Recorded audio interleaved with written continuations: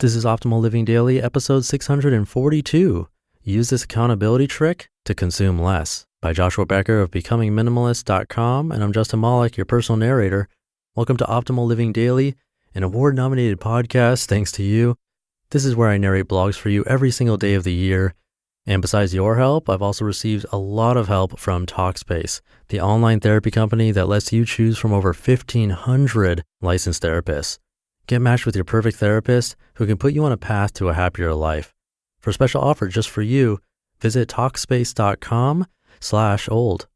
And thank you to them and you for your continued support. It means so much to me.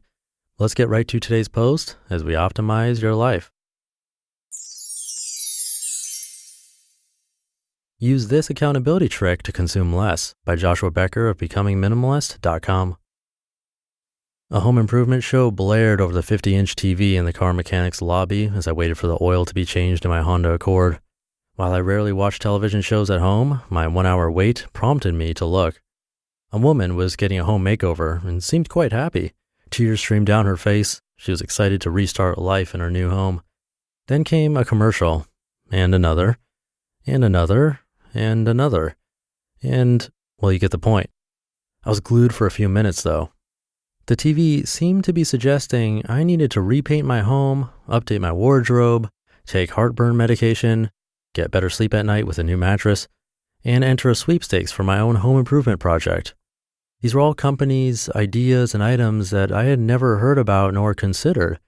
When I caught myself mulling over the prospect of buying 2 sweatshirts for the price of one, I laughed about the power of these advertisements and gently refocused my attention on the book I had brought to read.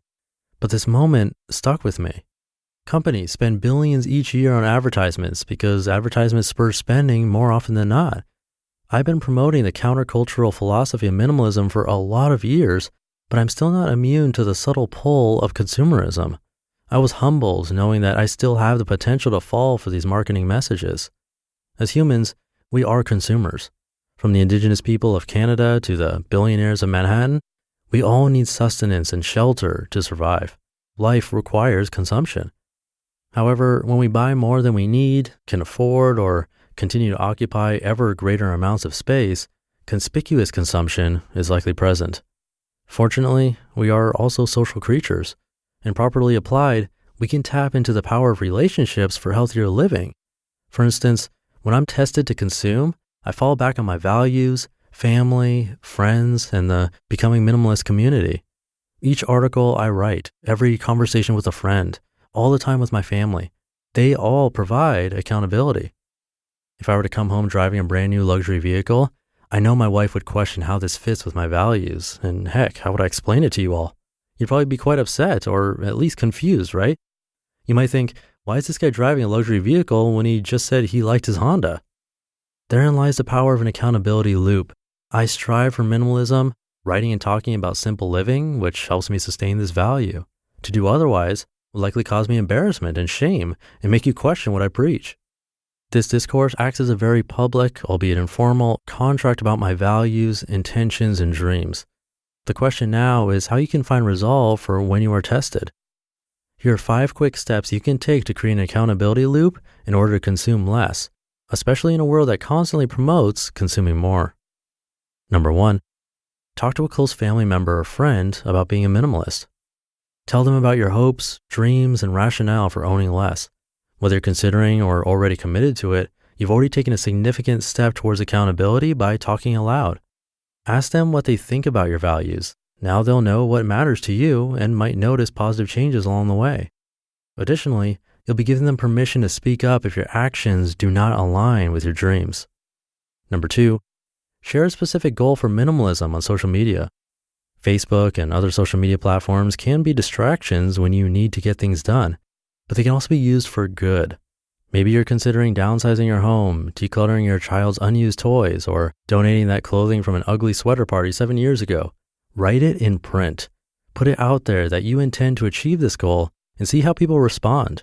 You might just be surprised at the level of encouragement you receive from your friends and family.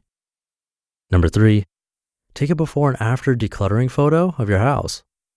Recognizing change can sometimes be difficult when decluttering takes weeks or months, but that doesn't mean you haven't made meaningful changes.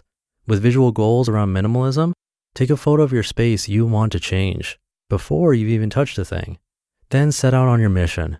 By capturing your efforts before and after, you'll have a consistent reminder about your growth and what you live for. Number 4, create a private and/or public place to catalog your journey. Plenty of my friends use private diaries to reflect on their efforts. When they're unsure about what they thought or believed, they refer back to it. The same can be true about public spaces like a blog. Writing diary entries or online articles cements your philosophies, much like talking aloud. I started this blog only days after being introduced to minimalism and often credit it for supplying great motivation during our journey toward owning less. A nice bonus, others can check in with you, be inspired, and follow along when you write publicly. Number 5, invite others to declutter and/or make your own support community. There's a classic truism that says the best way to learn anything is to teach someone else. By employing your values and philosophy to inspire others, you can further your own learning. Join a minimalist community. They are expansive and worldwide. There are countless meetup groups, message boards, and websites where you can become a member. The minute you speak, write, and share your desire to become a minimalist, the concept will become more real, and you'll suddenly be more accountable to your values. Allow yourself the opportunity for community and support as you embrace a better life with less. You just listened to the post titled, "Use This Accountability Trick to Consume Less" by Joshua Becker of BecomingMinimalist.com. And this might seem like the strangest place to have an ad or mention a company after reading that post to you. But if you're a longtime listener, you might remember it's almost exactly a year ago when I took on my first ad, and I talked about why I bring ads on this podcast, what the purpose is, how I only bring ads that I think you can truly benefit from or that I personally use myself, and that you won't hear me sharing a product like luxury cars, which was mentioned in this post. But you will hear about services because personally, I find services can help me live a more meaningful life. And one of those companies that I actually believe in because I've had therapy myself and it changed my life is Talkspace. That's why I talk about them. So with that, Talkspace is the online therapy company that makes it easy to connect with an experienced, licensed therapist that you pick based on your preferences, and it's very affordable, much less than traditional therapy, which I've been to. You can send your therapist text, audio, and video messages, or even do a live video chat, which is perfect for anxious people like me. And Talkspace therapists are fully licensed and go through a rigorous screening process, plus they've done thousands of hours of supervised professional training. So to match with your perfect therapist, go to Talkspace.com/old. And we have a special just for you. You can use the code OLD to get $30 off your first month, all while showing support for this podcast. That's the code OLD, and you can use that at Talkspace.com/OLD. I'm happy to mention them because they are very responsible for allowing me to bring this content to you. I couldn't keep doing it and paying the bills and spend all this time without the sponsors. And again, this isn't conspicuous consumption or overconsumption. If you overconsumed on therapy, I think the therapist would tell you. That's a good thing. I don't need to justify this, but if you had that thought like, wait, you're saying ads are bad in this article, but now you're giving me an ad? I don't think that's what this article is saying. It's about keeping your consumption in check, especially with tangible items, which, by the way, is yet another thing a therapist can help you with. But that's enough of an explanation. I'm going to leave it there for today. We're about halfway through the week. I hope you're having a great one, and I'll be back tomorrow reading to you. So have a great rest of your day, and I'll see you tomorrow where your optimal life awaits.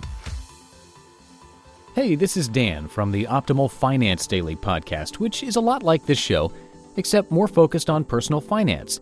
Justin handpicks the best posts he can find from blogs and authors like Ramit Sethi, Mr. Money Mustache, and more, and I read them to you 5 days a week. So if you enjoy this podcast, come on over and subscribe to Optimal Finance Daily too.